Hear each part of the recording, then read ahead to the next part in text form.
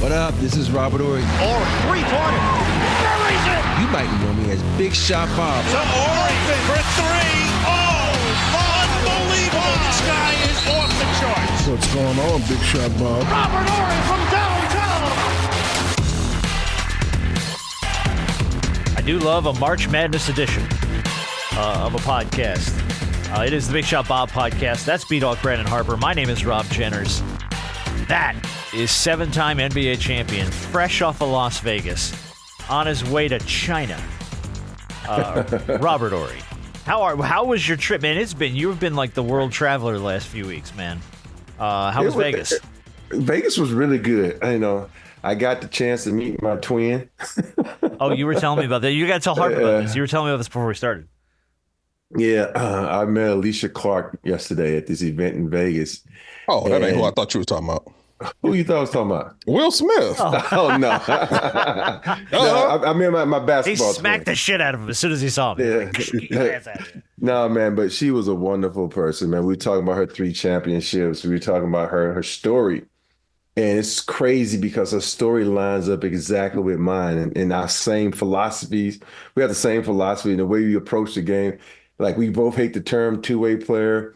We hate the term role player. And it was just, I'm like, you're my twin. You're the female version of me. And so I was like, man, she was, I don't think people even know her history. She was, leading the NCAA in scoring, averaging 28 points a game. And, we talked about the fact that, you could be a great scorer, but when you come to the NBA, you sacrifice so much in order to win. And so it was just eerie how our careers, if you could have laid them on top of each other, they probably matched exactly. Except for she has, a couple more championships to go to catch me on that side. I get why, and we've discussed this a couple of times, why you dislike the term two-way player. And if I can remember, it's because it's two sides of the floor, and you play both sides of the floor. And I understand it. But I also understand on the flip side why they come up with that term, because there are a lot of guys who are as proficient defensively as they are offensively. And that ain't every player. You just said one sucks on offense, one sucks on defense. That's all you got to say. Well, no, what I'm saying is when they say the two-way player is there are certain guys who, like most people would say, I guess you would categorize Michael Jordan as a two-way player. Not only was he a scoring champion, but Mike won a Defensive Player of the Year award and was first team all defense how many years? Yeah. Like, he put as much emphasis on the defensive side of the floor as he did on the offensive side on the floor. And I don't think that's every player. You got some guys that are okay, but you got some guys who are really good defensively, like they're really good offensively. That's why we call him the greatest. And, that's the thing that people don't realize. Everybody always look on the offensive end when it's like the game is played on both sides of the court. You got to play offense and defense. And that's why there's certain guys that have made MVPs. I'm like, how's he an MVP? He might be a scoring champ, but is he really an MVP? But it's just, that's why, we can debate this for years and years. Well, that's okay. This is going to help me get into something here that I wanted to talk about anyway. So I'm going to jump ahead a little bit on our rundown here for the show. I wanted to talk about the Cleveland Cavaliers just a little. Because I thought this was pretty interesting. I saw Pat Bev on social media say that's your boy now. I like Pat Bev, dude. I like Pat Bev. Pat Bev's got good takes, but this relates almost exactly to what you were just saying about offense versus defense. So they were talking about the Cleveland Cavaliers, and this is what Pat Bev had to say. Can the Cleveland Cavaliers do it? Yeah. I disagree. Why? No one's afraid of them. And I love this player to death. If Darius Garland can step up and be Darius Garland every single game in the playoffs, they're going to win. The minute he chooses not to take defense serious, they're going to lose. The minute Donovan Mitchell doesn't take defense serious and depends on those big motherfuckers to challenge everything at the rim and put them in foul trouble, they're going to lose. That's my only issue with the Cleveland Cavaliers. Defense wins championships. Offense sells tickets. There you go. Well, a little bit of prophetic there from Pat Bev, but offense sells tickets, defense wins championships, and that's to your point about why do we classify people as two-way players? Because that's what it takes to win it. You got to be efficient on both sides of the floor, and he's doubting that the Cavs have that in them. I can, I can see where he's coming from, but I go on the other side because, We think about it. And I'm not gonna call no names, but there's a certain player I played with on the Houston Rockets that couldn't play a lick of defense, and we won a championship not once but twice. And he had to go up against two good guards, Harper, Penny Hardaway, and so you can have one guy on the team that's, even if you have a bad night defensively, when you got two people behind you, like Cleveland has, that can erase those mistakes. That's why they call them erasers. I understand when you have one, they got two. They got two guys that can erase some mistakes. So I know the only reason they will lose, if they got in the playoffs, lose to someone is because, bad shooting or just, the other team just outplayed them. Because I've been watching Cleveland try to see if they're the real deal. And they're the real deal to me. And I think it's going to take a perfect game to beat them because they remind me of teams that play up. You think about what Golden State used to play. They used to play up deep people, make them penetrate, put on the floor. They make you work hard for your buckets. And that's the most important thing because some guys, they play that switching defense where they sit back and this is put a hand up. Nah, Cleveland's defense is totally different. Yeah, I've always thought they were you can't not be the real deal to a degree and have only lost 14 games thus far. Pretty damn. Yeah. And I know, and I know the regular season isn't everything, but the regular season is a lot. Like you have to get through the regular season to be able to be seated and placed where you are in order to be able to do what you need to do going into the playoffs. And for quite some time this season, they were number one in 3-point percentage, number one in defense. Now these numbers have fluctuated, but for a lot of broke off a few good streaks too, a couple 15-game winning streaks. Like they've played up this year. For sure. Yeah, so they've been more than good. They've beaten teams. Obviously, it's different between playing them in one game and in a 4-game series. But some of the teams that they're going to see in their own conference, they beaten them and they beaten them handily. Yes. So it's something, it may not be everything right now, but it is something. But then that's the other point, too. You have to be able to look at the Cavs, and his point was no one's afraid of the Cavaliers. Why? Because they haven't gotten it done in the postseason. Okay, fine. But if you look at the way they've played this year, you should damn well look at the Cavs on your sheet and go, oh, shit.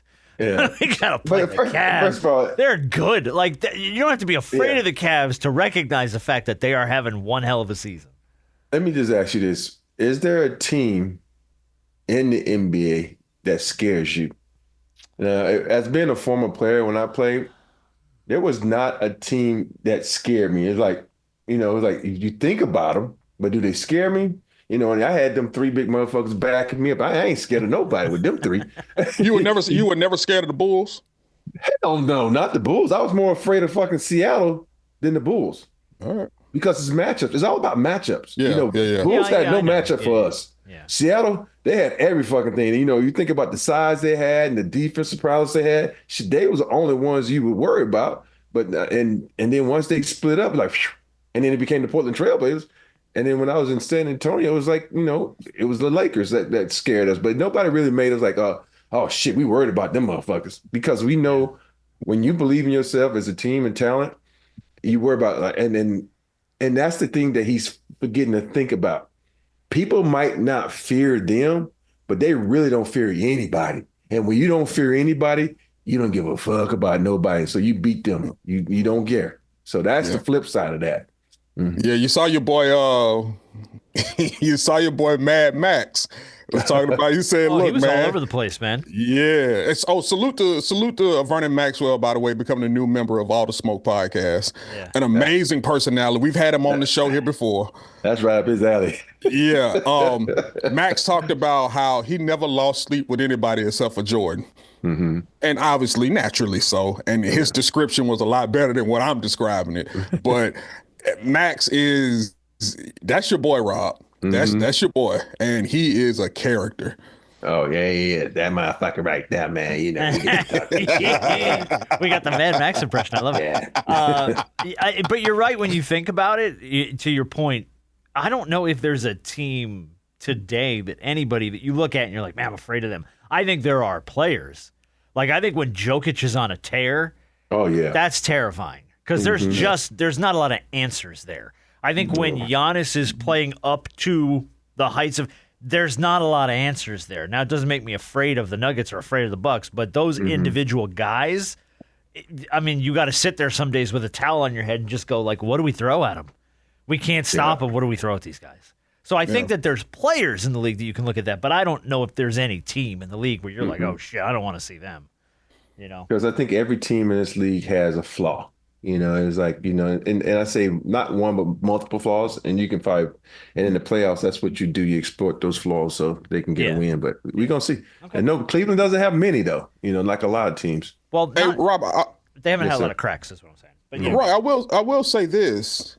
As dominant as LeBron has been throughout his career, you know, he had the run in the East where he was in the finals pretty much every year. You could really pencil him in every year. And just as a physical specimen that he is on the floor, one thing that I've always been surprised about is that you never really had too many guys throughout his tenure talk about they feared him. Matter of fact, we've had guys talk about how, you know, comparing him to Kobe and comparing him to Mike, they feared Kobe and Mike more than they feared LeBron. And that's one thing that I've always been surprised about throughout his career. As dominant as he's been throughout the East and throughout his career, you've had fewer guys talk about them, quote unquote, fearing him than they feared other superstar players. That's weird. I think it's accessibility. You know, you have access to LeBron. When you have access to when you get to know them, you feel like, oh, that's my dog. You know, that's like a real dog. If you see a dog all the time, you interact with him, you're not afraid of the dog. Even though, you know, the dog might tear your fucking face off, you're not as scared of him. Like, you think about it. You really didn't get to know Kobe until he was not winning championships. Think about it. Mm-hmm.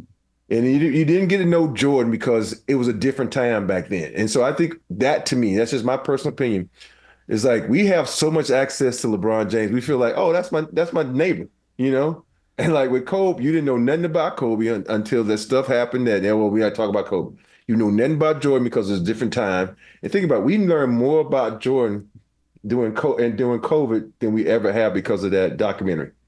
And so when you have access to people, and you think like, oh, I know that dog. Yeah, I know everything. He talk about his game. He talk about his work. Oh, we do that. You know, that's just my opinion. I feel like, so when the unknown, I always talk about people fear the unknown. And when you don't know something, you fear like, man, I ain't going in that dark ass cave. I ain't never been in the. But if you know what's in it, yeah. It's like when they turn all the lights on in Space Mountain. You're like, well, this isn't nearly as intimidating anymore. Exactly. Shit, I can see the track. I know where the ceiling is. But when you go through that motherfucker in the dark and you don't know where you're going, it's a whole different experience. But I think that was part of Kobe, the allure of Kobe, right? Mm-hmm, I think that's what made Kobe so good, is that he didn't really show his cards that much when he was at the peak of his game. When he was winning titles, like you said, Rob, and he was the most you knew about Kobe was the conflicts he had with the guys on the team, which I think even played into the lore of, man, Kobe don't even take shit from the guys that have his back. What do you think he's going to do to us? He's going to come for you, and he always had that Mamba mentality of Kobe's going to outwork you. He's going to find a way. So I think there was like there's a lot of intimidation around and Kobe was kind of old media. You know, it was before social media was a huge thing. And like, you know, God bless LeBron James, doesn't make him any less of a player, but he's on social a lot. So you get to see more of his personality and his off-court persona than you did guys like Kobe and Shaq back in the day, where it was just like, oh my God, who's going to stop this guy? Where are you at with the Lakers right now? Because I got a piece of audio I want to play from Uncle Shannon that I thought was kind of interesting. I want to hear this Uncle Shannon thing because I missed it. Okay, I'm going to play Uncle Shannon here real quick, and we can talk a little bit about the Lakers and get caught up. I don't know how many Lakers games you've worked lately. You've been all over the globe. So, I just worked the last ass whooping they took. Okay, well, then this is going to play to that probably. Here's Uncle Shannon on First Take. The Lakers don't play any defense. They gave up 146 to Chicago. You saw Chicago just put it on Denver last night. They gave up 146 to Chicago. They gave up 118 last night. They're allowing teams to shoot 50% from the floor. They're allowing teams to get whatever they want. They're getting pounded on the glass. They're getting broken down off the dribble. Guys come to help. Now you got guys shooting shoot-around threes, or you got guys laying the ball up. They're not nearly as physical as they need to be on the defensive end. So his take there being the Lakers just don't play any defense.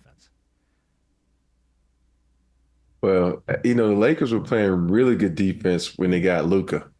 And it sounds weird because they were no. If you watch them, they was covering Luka's ass. Yeah.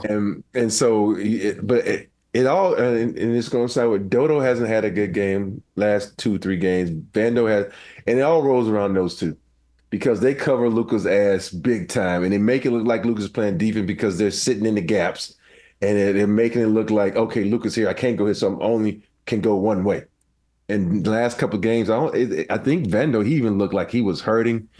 He was limping a lot more than he normally does, and so that makes a big difference to me. And I think right now, it'll change again as soon as these last 10 games, this last gauntlet they got is nasty, and I think by then they're recharged it better. They're just trying to stay afloat right now. Trying to stay out of the play-in right now.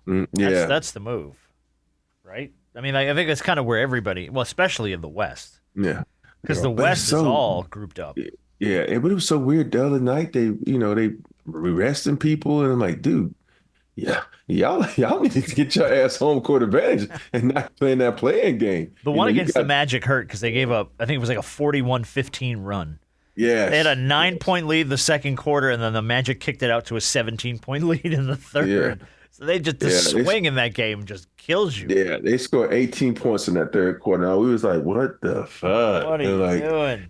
And that's the one thing the Lakers have a problem with, man. They can get up on people. The next thing they start skinning and grinning and acting like they up 40, and then they down 15. I'm like, dude, y'all got to take it more serious, man. Y'all got to have the killer instinct. And that's been the whole thing with me when I watch guys on the Lakers play. They start, it's like doing antics and then not getting back, taking bad shots. Oh, it's my turn to shoot. AR go in and spin and lose it. LeBron, try to shoot a logo three. Luka shoot a logo three. Those things are bad shots. And next thing you know, in this day and age, boom, boom, 2 threes, leads cut, boom, boom, 2 more threes they're ahead. So it's just weird to me that they don't have the killer instinct. Like, okay, this possession is important. It doesn't have to be a 3. It has to be a bucket. And it just gets crazy sometimes. Yeah, what are they, 3-7 in their last 10? I think that's right, yeah. Yep. They've lost 4-1-3 and lost 3. Yeah, I think some of that is them getting back to some of their quote unquote old ways, but those old ways aren't that far removed to be called old ways. But when you get Luka and then you're getting LeBron you get back, comfy, right? You get comfy. You go, this is what I'm used to, and it's not always the best. So I think part of it is also LeBron. You're getting him back with that groin. Obviously making sure that he's handling that with care because those things can be tricky. But I think the Lakers have to get back to, sometimes the Lakers don't exude enough effort for me. The defense is effort. And there are times where they're and Rob, you talked about this a long time ago, from the bench onto the floor. There are times when the Lakers do well, everybody high-fiving everybody giggling, everybody cackling like schoolgirls. And they get real comfortable with what they've achieved, and they've really not achieved anything. Now, you've surpassed expectations. That's cool. But even with that Lakers across their chest, there's always expectations. Yeah. Whether there should be or not, that just comes with that brand. So you may have exceeded seeding expectations, but the West is a gauntlet. One loss, and you can go from 2 to 6. Well, I mean, dude, you've got the Rocket, the Nuggets, the Lakers at the 4 seed. The Grizzlies, the Warriors, the Clippers, and the Timberwolves, all within 4 games of each other. So you could fart and be in the play-in. Like that's what I'm saying. It could happen that fast, Yes, it could. And that's what I'm saying. So we could go from 3 weeks ago, we were talking about how this is one of the best teams in the league. Oh, Rob was planning the parade. It was.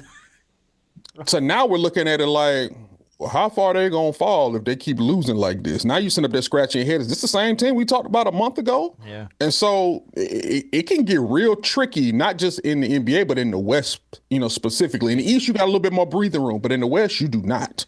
Mm-mm. No. The West, by the way, the Rockets, the damn Thunder.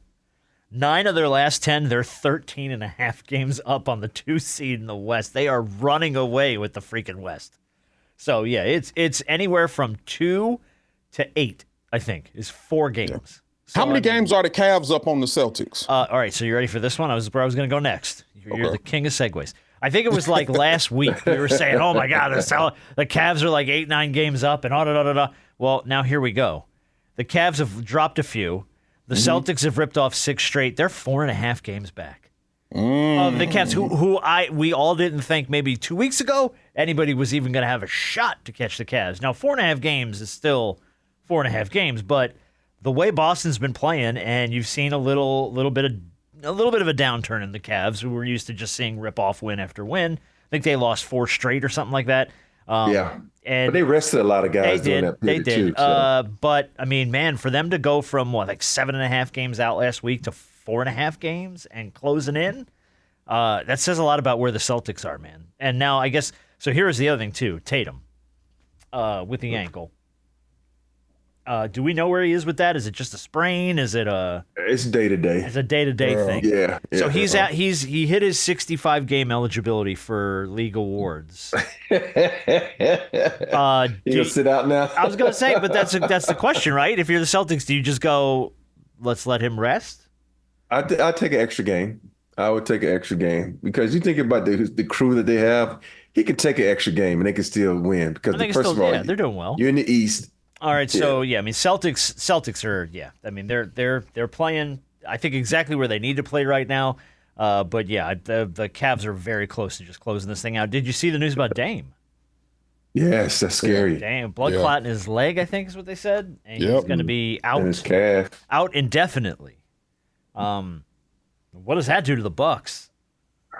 What's with the blood clots now? I don't know. That's the second, because it was Wemby and now it's Dame. Yeah, is it just because they got better doctors now? They can find stuff. I guess and it's just weird. And how do you know you got a blood clot? That's a great. I was going to ask you that because I don't know. I'm like, I don't know.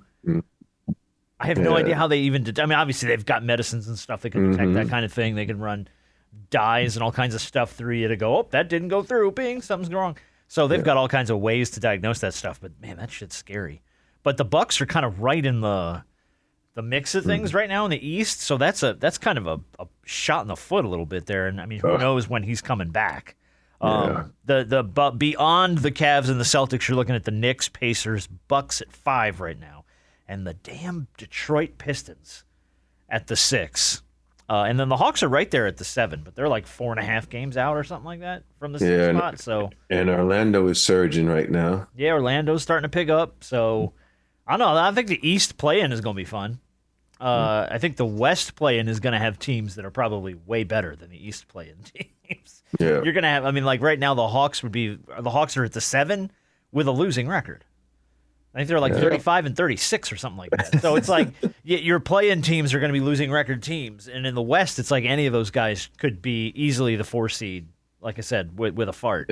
You know what I mean? So it's like it's weird because you look at Minnesota's record, they got one more loss than Golden State, and Golden State is 6. Yep. And with Steph Curry being out, I'm like, do you go? You might fall to the play-in. Yeah, you're gonna have him in the play-in. All right, well, we'll see. But I mean, Jimmy's giving them a little bit of spark though. They've been playing pretty well. Not against Miami. He did. Well, no, that was a whole nother thing. Yeah, that was. Did they? Yeah, that was embarrassing. Did they? You know what? I'm going to save that for the shoot around for the Friday show. I have a question for you about Jimmy and the Warriors, but we'll address that later because we have other stuff to get to.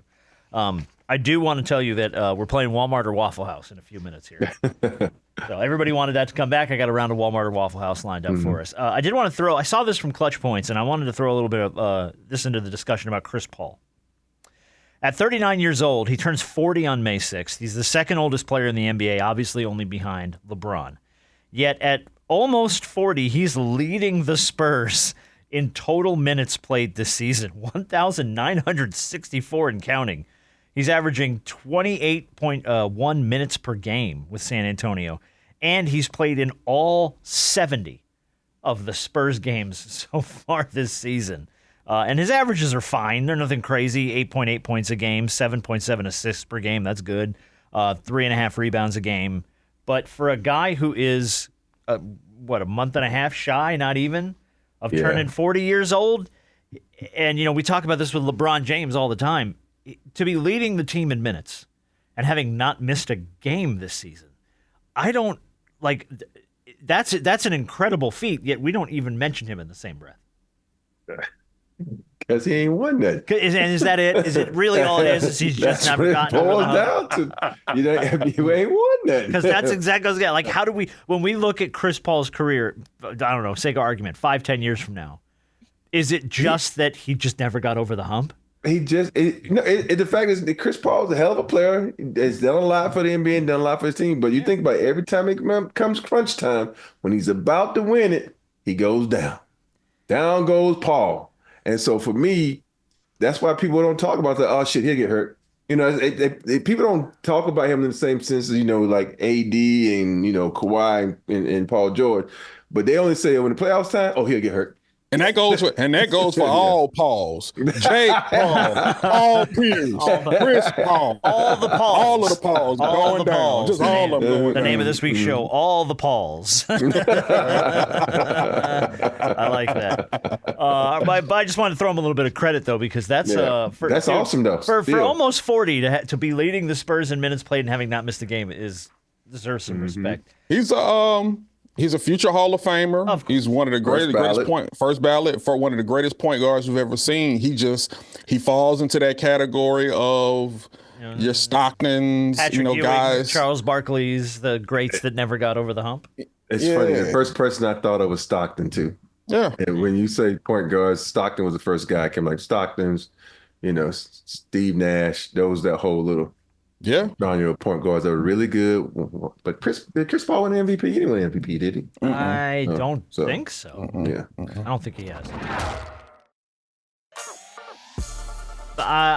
We're going to get into some college basketball here because it is March Madness, but just a heartbreaker for Juju Watkins, man. Yeah. Tore the ACL against Mississippi State against I don't know if it was how much contact there even was on that play, but she just kind of like ran up into the lane sideways and there was contact. Was it? It didn't. Yeah. It didn't look though like over the top egregious contact. It looked like she just kind of ran into somebody and it just didn't. It's go a the right bang type of play. Yeah, it's just what it is. But I mean, she's obviously her season's done. She could miss as much as all of next season, and I mean she's accounted for 30% of USC's total points so far this year.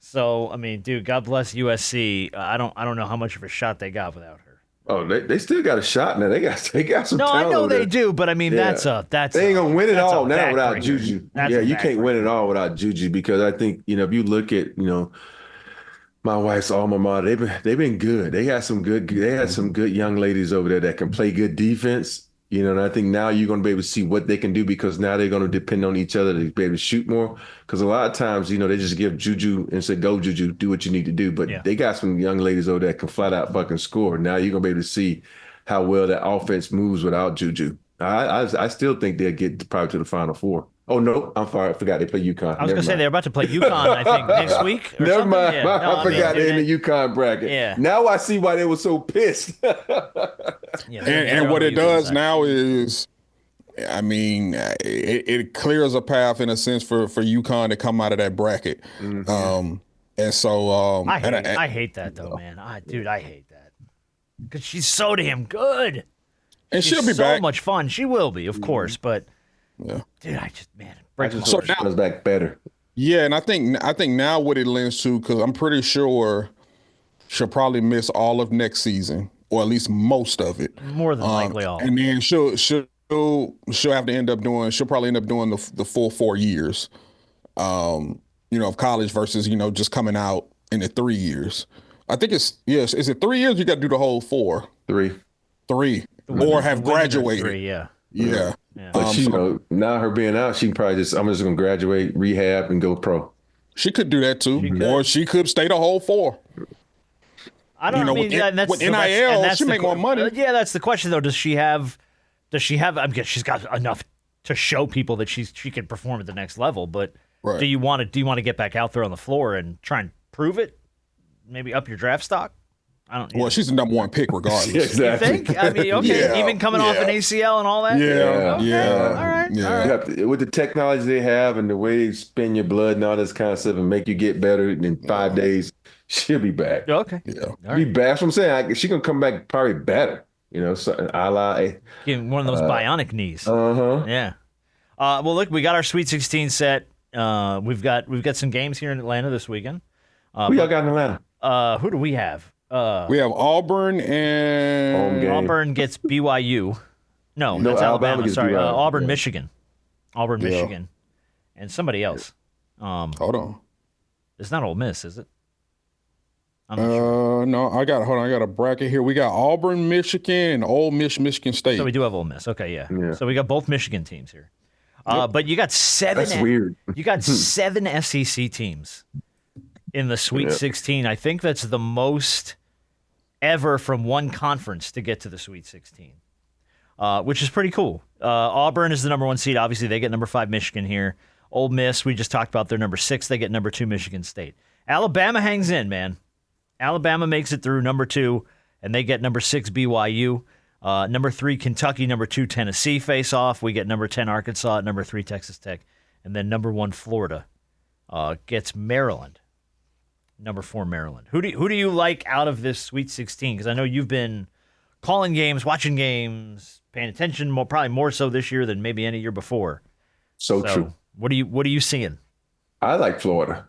I really like Florida's tenacity on defense. They play really well. They run a good offense. And I like Tennessee. And because Tennessee is one of the few teams that runs a different type of offense. And because if you watch everybody, it's 3 weave out, weave. Oh, we don't get anything? Okay, let's go one-on-one. And I like guys who have outplays outside of that. And that's what Tennessee is able to hit you with. So those are my 2 picks. And I got Florida winning it all. Okay. So I have multiple brackets. I have the same 2 teams in the title game, but in each bracket I have each one of them win. So I have Florida Duke in the title game. Okay. And so with my head, I'm gonna say Florida. With my heart, I'm gonna say Duke. Why the hell is Duke in your heart? I like to see. So Duke is one of the teams that a lot of people like to hate, and I hate North Carolina because I do like Duke, and I like to see. I think college basketball is at its best when Duke is at the top. I don't. You don't? No. Why not? College basketball is at its best when you don't have a fucking clue who's going to win it. No. College basketball is at its best when the best are when the best are doing what they're supposed to be Listen doing. to me. Listen, stop. You're both right. College basketball is at its best when Duke is at its best and then loses early so everyone can shit on them and we can watch a Cinderella get to the game. That's when college basketball is at its best. We are never more united as a country than when Duke loses early in the tournament, okay? It never unites people more. There's nothing. It's a country full of haters, boy. But you know what? It goes, I think about this all the time. The reason people hate Duke, it ain't because they win. It's because of guys like Danny Ferry and Christian Laettner, how dirty they were and how people just loved them. And so that's why people hate on Duke. Them 2 guys talk to me about Laettner, because I remember I've heard stories about how dirty a player he was, but I mean, literally, I remember watching those Duke teams and never seeing it, but I was also young. Yeah. So it's things that you can do on the court. Irritate other players. The most one that people always see is when he stumped in the guy's chest. He did the Draymond before Draymond. But it was like I never had a chance to play against him in college. And so I don't know personally what I can talk about, but I just see it. As players, you can see what all the little dirty shit players do. I can go down a list of players that like, hey, oh, this is the dirty shit he does. This is the dirty shit he does. And people won't pick up on it.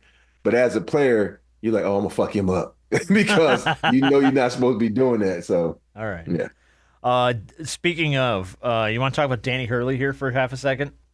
After UConn lost to Florida, he was hot. Obviously, Danny's got a little bit notorious for his outbursts. We get him coming down the tunnel, and I guess Baylor's in the tunnel, and he starts shouting at the Baylor players, "Don't let them F you like they F'd us." I hope they don't fuck you like they fucked up. I hope they don't do that to you, Baylor. I hope they don't do that to you, guys. So obviously there's a lot of music and people, but he's like, I hope they don't F you like they F'd us, Baylor. I hope they don't do that to you.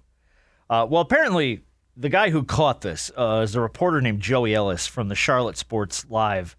And he's being, I'm going to say threatened by the school's director of communications from UConn, Bobby Mullen, confronted this guy and said he asked him to take the viral video down. And Ellis told him that he then threatened Joey and said he would, quote, ruin his life if he didn't. Because I guess Hurley's getting dragged and UConn's getting dragged all over the place for him being a freaking baby and having an outburst. And it's like, you lost, man. You're the reigning champs. I get it. You lost. But, we got effed. We got effed. So the papers had to come out, the outlets had to come out and have this dude's back. And now when they asked the information director about it at UConn, he said the lasting image of Coach Hurley leaving the court should have been him walking off the court arm in arm with his seniors, overwhelmed with emotion. Instead, it's a reporter who was in an area he should not have been, recorded on his cell phone a private comment made to other members of the coaching staff. Well, so wait a minute. So you didn't deny threatening to kick his ass or ruin his life. You've just gone and defended the fact that this guy was in the wrong. He was in the tunnel. He wasn't in the locker room. Exactly. He wasn't in some private meeting. He was in the freaking tunnel where there are always media members. Exactly. And the fact that this guy's willing to tell this reporter he's going to ruin his life if he doesn't take it down. You're the sports information director for UConn. What are you doing? What the hell is this guy doing? That's some funny shit to me. I'm like, God, dude. You always, unfortunately, well, it's just the times we live in. You always have to be aware of the things that you say and always assume that in any type of vicinity where there are a lot of people, it's not like you're in the locker room or you're talking, within the confinements of just your team. Anywhere where there's a lot of people, you have to assume that there is a phone or a microphone somewhere to where if you're going to say something, you cannot be surprised if it's going to be picked up or it's actually being recorded. So I'm not saying that everything is for everybody and everything needs to get out, but you got to be aware of that. Hey, maybe this is something that I don't need to say right here and there. And if you don't care, cool, then let it fly. But don't complain about things getting out. That's the part I had where I'm like, dude, especially this day and age, that everything you see, I say, is going to be either seen, talked about, especially in your position where you won 2 national championships in a row, and now you're going to, especially if you're Danny Hurley. And say you got screwed over. That's what I hate about it. I'm like, dude, take your loss. No. There's a lot of opportunities last year and the year before that where y'all got the benefit of the doubt. No, we don't talk about that. Yeah, we'll talk about that. No, we're not going to talk about it. But Danny's notorious now for the whole, hey, we got screwed by the refs. So, of course, the minute he loses, he has to be aware of the fact that people are going to just keep an eye on him heading back to the... And I love that Mullen, the director of communications for UConn, referred to it as a private comment. He was shouted at walking down the tunnel. Well, it was private. Well, it was private to who? He was shouting it in front of a whole tunnel full of people, but it was a private comment. And he's going to ruin this guy's life over it.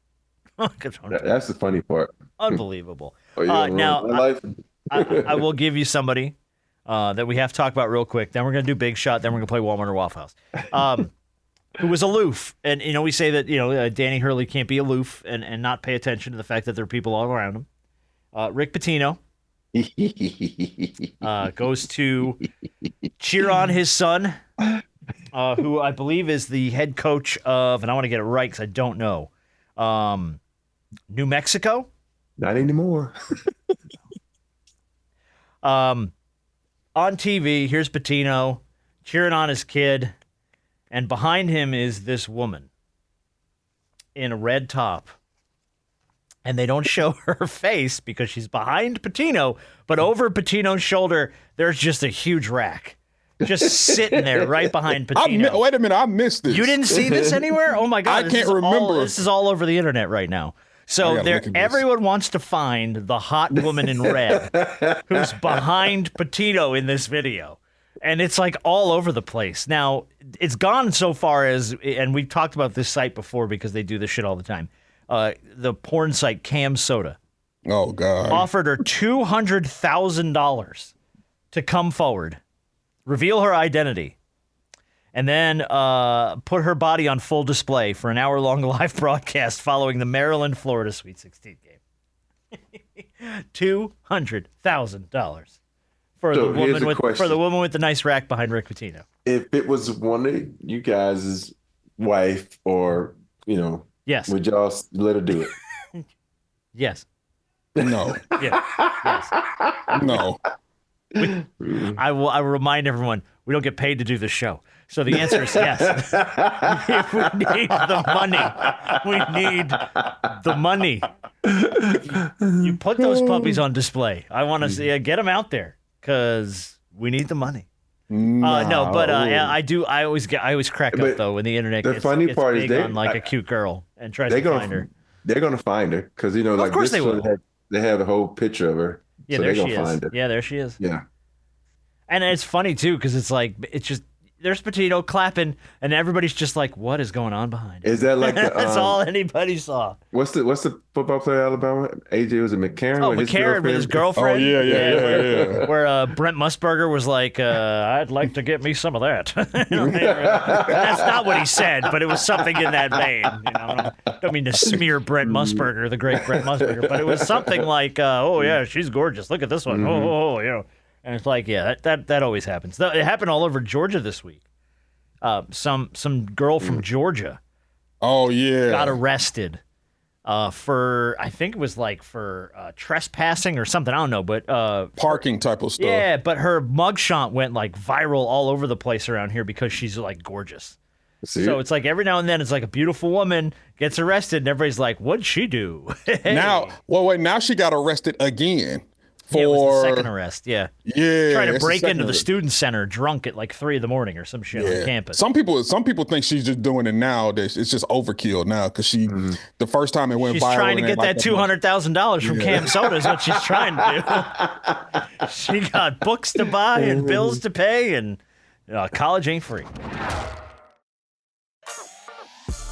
All right, let's do Big Shot of the Week, and then let's play Walmart or Waffle House. Big Shot of the Week is going to go to Leandro Dantes. He is a 36-year-old grocery store delivery driver in England, and here's why. He was delivering groceries to a woman's house. He rang the doorbell. He didn't get an answer. Happens a lot, but something said to him, I don't know, something's wrong. I think he's delivered to her before, and she's answered the door and didn't this time. So he's like, he rings again, no answer. And something was telling him, just double check to make sure everything's cool. He goes around the side of the house. He kind of pokes his head through a window to make sure everything's okay. And he sees her laying face down on the ground. So he immediately calls emergency services. 911 gets there. They give her CPR. She was suffering from, I guess she had blacked out from diabetes. She's dealing with blood sugar issues. And dude got there in time and didn't think to walk away. Had he walked away, who knows? But checked on her and got paramedics there. And he said, quote, I believe God made me go back. There was something inside of him that's like, people don't answer the door a lot when you deliver stuff. Yeah. And he didn't think twice about it at first, but then something inside of him. And I'm thinking, again, like we talked about this earlier, Rob, sometimes the universe just kind of pokes you a little.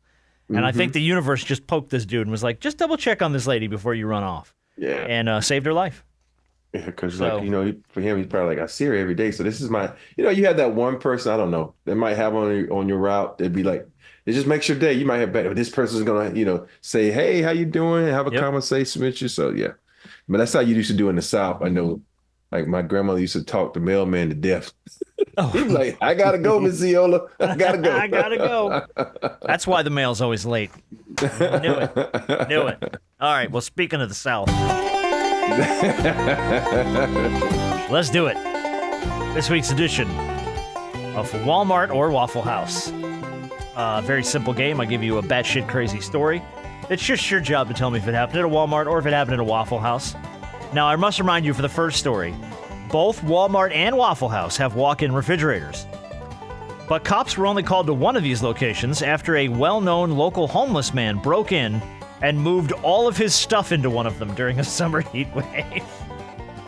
So, a homeless dude moves into the walk-in fridge of a Walmart or a Waffle House. I'm going Waffle House. Okay. Walk-in fridge. It's one piece of that story that's scaring me, but I'll tell you later. Okay. I think I'm gonna go Waffle House. So you both went Waffle House, and you're both completely wrong. It was a Walmart. See, because my whole thing is in Walmart, when you said break in, that means you had to break in. Waffle House is never closed, so you don't have to break in. You ain't got to break in, man. You That's just why gotta I was walk like, in the okay, back so door you- when no one's looking, and just like, yeah. Chef's on a smoke break? All right. Okay.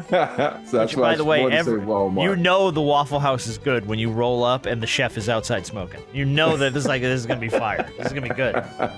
All right, story number 2. There's a lot of days I roll into work looking tired. I think we all do. But it's probably not best for a customer to comment on it over and over and over again to an employee. The customer repeatedly told this female employee how tired she looked. You look so tired. Are you okay? You look tired. To the point where the woman just hauled off and punched her in the face. The employee was obviously arrested and fired for punching the woman that would not stop telling her how tired she looked. Man. Walmart or that- Waffle House? That's Waffle House type Waffle energy House. right there. And you're both 100% correct. Yeah, that's 100% Waffle House behavior. And every Waffle House waitress looks exhausted, by the way. And I'm not taking shots. I'm just saying every time I go to a Waffle House, like, she needs a nap. All right, story number 3. A male employee and 2 female employees were arrested at this location after a fight broke out between the 3 of them because it turns out the man was sleeping with both women at the same time, and customers could only stand and watch as the whole fight broke out, and it turned into an ugly big thing. They started to fight with each other, and then they turned on the guy and started beating the crap out of him. Cops came, broke it up. No charges were pressed. I imagine they were probably let go from their positions. But did the fight break out between the couple, the throuple, if you will, at a Walmart or a Waffle House? It's so funny. You throw up the dub for this one. I'm like, damn, hold on. They both dubs. Yeah, they Yeah, both I was do. gonna say, what you talking about? Throw up the dub. Yeah. I'm gonna go. Dang, this is a tough one. Going Waffle House. I'm gonna I'm go. Waffle It sounds like Waffle House behavior, but I'm gonna go Walmart. But here, Harp's going Walmart. The point's gonna go to Robert Horry. It was a Waffle House. Yeah. Because you can Trust your sleep with instincts, 2 Harper. women in Walmart. No. One is in the sporting, and one is in, produce. But So I'll they tell you keep what, apart. if 3 people at a Waffle House get into a fight, that's the That's whole all they staff. Ain't nobody working. Ain't nobody like, someone got to bring my eggs. Oh, that's right. All the employees got fired and arrested. My bad. All right, story number 4. Rob's up 3-2. 2 drunk dudes get into a fight over money is a pretty common headline, give or take anywhere. 2 dudes get into a fight over money while they're both dressed like French maids is a headline that could only happen Oh, shit. at a Walmart or a Waffle House. Oh, that's so. I'm gonna go Waffle House. I'm going Waffle House, too, because they was out party at a costume party and was getting ready to eat. And for some reason, this happened at a Walmart. And I don't know why or what got 2 dudes dressed like French maids to a Walmart, but that's where the fight broke out. You owe me money. I'm going to kick your little ass in your little French maid outfit. All right, here we go. Story number 5. Speaking of drunks, you got to love when an employee shows up to work for their shift completely hammered and then decides to flirt with a male customer so much so that the wife has to reach into her purse and break out the pepper spray. So not only was she drunk to show up to work, she flirted with a male customer until she got pepper sprayed by his wife. Happened at a Walmart or a Waffle House? Waffle House. Waffle House. Everybody goes Waffle House. And everybody's completely right. That was absolutely a Waffle House. That's a good Waffle House. I love that a Waffle House waitress showed up hammered. That's brilliant. I thought they just drank steadily throughout the night. I thought that was the cooks that usually wake Yeah, up usually the hammered. cooks are drunk, but that's why they're outside smoking. All right, weird stuff. Story number 6. Weird stuff always seems to happen at the bathroom at any of these locations. But at this location, a man walked in to use the restroom to find a child about 8 years old sitting on a toilet with his pants down, eating a bag of Snickers with the stall door wide open. No parent to be seen. Walmart. Assumes, okay, so a Walmart or a Waffle House. Kid, by the way, props to this kid to have the confidence at 8 years old to leave the stall door wide open and eat on the toilet. Good for you, kid. Yeah, he's a kid. They don't care. They don't give a shit. Literally. Yeah.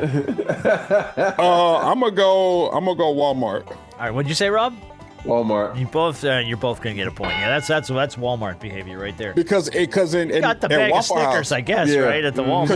because you said stall, right? Yeah. Oh yeah. No, there isn't really And a Waffle House stall. down Yeah. there's just a toilet there. Yeah, it's just a grimy bathroom, and you better put your Yeah. foot against that door when you sit down, because someone's gonna come kicking it in a minute. First of all, you don't sit down no damn. Oh yeah, then Waffle what am I talking about? Yeah, you don't want to touch anything. It's like a biohazard. All right, story number 7. Even though we make fun, you can often find a nugget of wisdom in there for the kids at either of these locations, especially like when this 4-year-old asked a female employee about her tattoo. And the female employee turns to the 4-year-old and says, once you get a tattoo, you're going to wind up in jail. And once the police know how to look for that tattoo, you're going to wind up in jail again.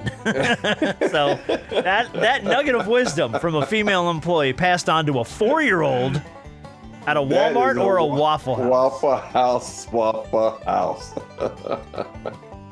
Oh, shit. That's Waffle House. I could see this happening at a Walmart too. I really, really, really could.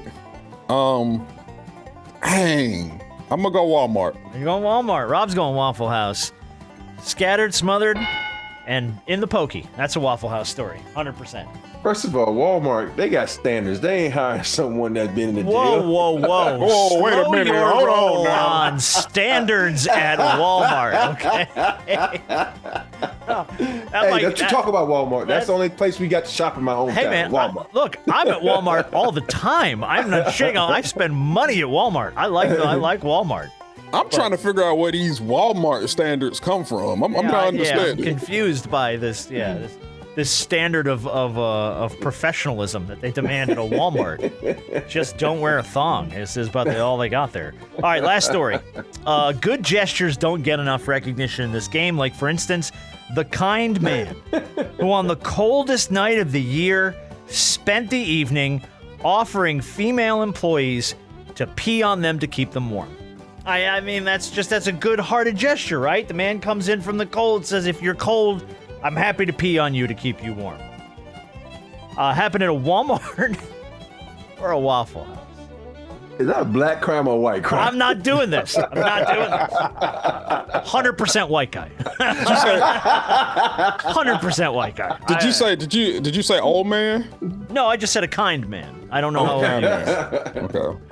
Okay. I'm sticking with, I've been going all day. I'm going with Waffle House. Oh, Waffle House. Okay. Harp? Waffle House. Waffle House. And you're both going to end this one on a big fat buzzer.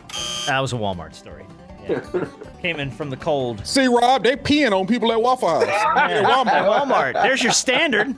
There's your standard of professionalism right there. there it But is. he didn't work there. There's a differance. Yeah, but the just women who walk- did were like, bring it. Bring it. Let's go. Shower me. Oh, God. Oh, God. Oh, no. Oh, shit. Shower. And on that note, we're going to clean ourselves of this episode. Man, sitting there peeing on people talking about, oh, you need some more water. You need to drink more water. You're not hydrated enough. Hydrated. Someone get this man a Gatorade.